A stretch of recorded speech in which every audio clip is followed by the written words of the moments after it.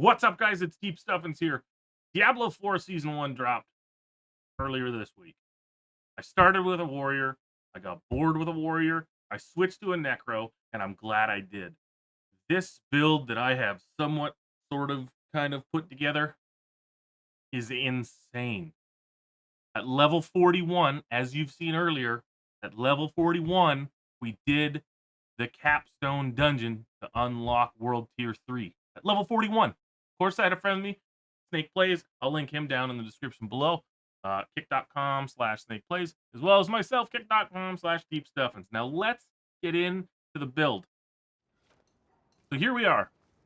We did the capstone. This is it. This is the stuff I got from it. 43 plus. We're at 41 here. This is the crazy part. I never had this helmet to begin with. This is the helmet I had on originally, so I'll explain this one. Your basic skills grant damage reduction. Basic skills grant damage reduction. I moved to my chest piece. That was originally a yellow, just a yellow piece of armor. I don't even think I still have it. No, I don't even still have it. Blighted Gauntlets. You deal 50% increased damage for 6 seconds after Shadow Blight key passive damages enemies. Elite enemies grant you barrier. Injuring crowd control grants unstoppable. Some pretty basic stuff. This one is a big one. 10% increased crit strike. Corpse tendrils, 20%. You get 20% damage every time you cast corpse tendrils, which auto cast because of the heart we use. The heart we use is this one. Walking near it automatically activates and equips a corpse skill every second. An equipped corpse skill. Corpse tendrils and corpse explosion. I kind of paid attention a little bit, and it seems like every 4 seconds corpse tendrils pulls out. So every 4 seconds, you're doing 20% damage to enemies that have been affected by corpse tendrils, which is everybody in front of you because it pulls them into you. And then it casts corpse explosion for you. And the corpse explosion gives you the added damage with Shadow Blight key passive.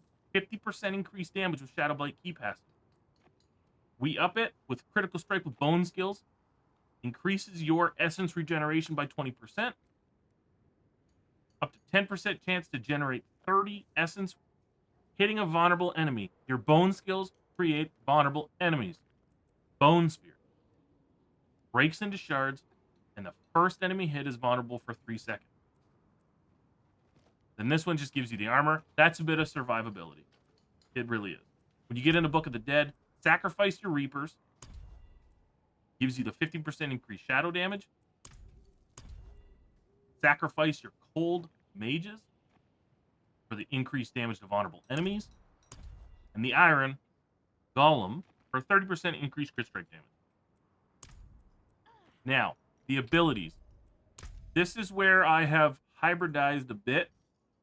We start with Reap into Acolyte's Reap to create the corpse every 4 seconds. When you pull somebody in and start swinging, every 4 seconds, the first enemy hit, you're going to create a corpse, which is going to help you put damage out for this build.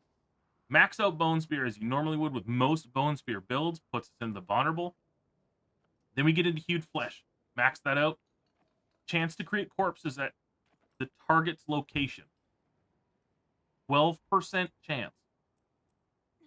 Blood Mist, that's your get out of jail free. You start getting hit, you start getting hurt, get out, push it, get your health orb going, regain your health, get out. Of course, Corpse Explosion, but get into Blighted Corpse.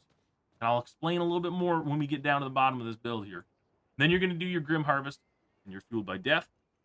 Decrepify, put Decrepify into here because it reduces the cooldown of your abilities, which reduces the cooldown of your Blood Mist, which increases your survivability in most fights. That's the way I've run it. I mean, you could do they instantly killed. Doesn't work.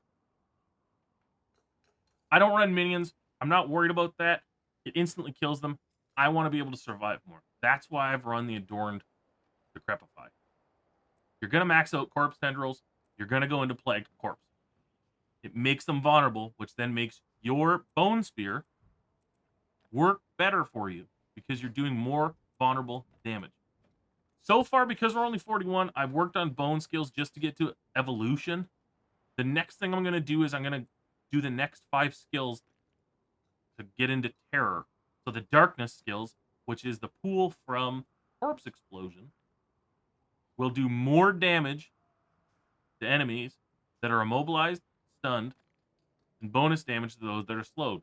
The corpse explosion slows them, Decrepify slows them, and then Tendrils has a chance to cause stunned or immobile. We move down, we get into Momentum Mori. That gives you your sacrifice bonuses to 60%. Of course, you need your standalone one, which is damage reduction. You can bump that up a bit more if you seem to be dying a little bit more. But this one works so far. The way it is built works very well for me. Now, Shadow Blight. Most of the time on a bone build, like we did before Season 1, you'd go into Ossified Essence because your bone skills do increase damage for every point of essence you have.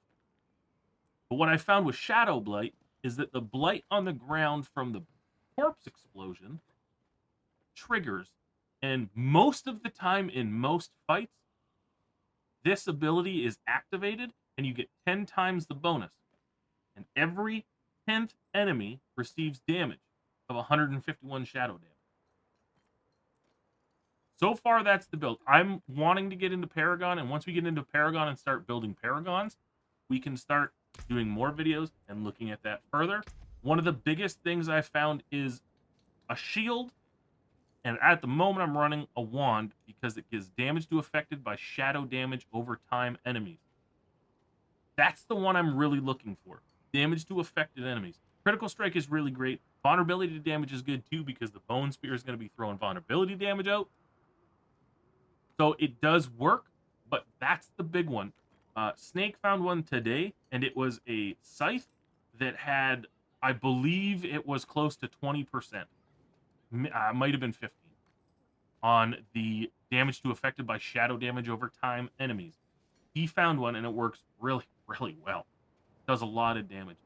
We're level 41, and we did a capstone dungeon. It's crazy to me that we're able to do this stuff. It's absolutely absurd to me that we can do this stuff at level 41. If you guys are running a Necro and you want something to run, have a little bit of fun, really feel like you got a lot of power to you, I highly recommend this build. I will get a build posted in the Discord. I will link the Discord down below. And then I'll also make a section in there for Diablo builds. I hope you guys enjoyed the video. Thank you for hanging out. It's my first video doing stuff like this. Hope you guys enjoyed the video. Thank you for hanging out. First video really doing a build video, but I was really excited about this build. I like the way the hearts and the essences work together, and everything works together. We're going to be posting more videos as we go, getting into World Tier 3s and the Paragon board. So stay tuned for that. You can always follow us down on kick.com/deepstuffins, or here on YouTube. We stream on both places. Guys, I totally forgot to go over this Brutal Heart. The Brutal Heart that gives you Decrepify automatically with 4 enemies around for 16 seconds. It creates it as an aura.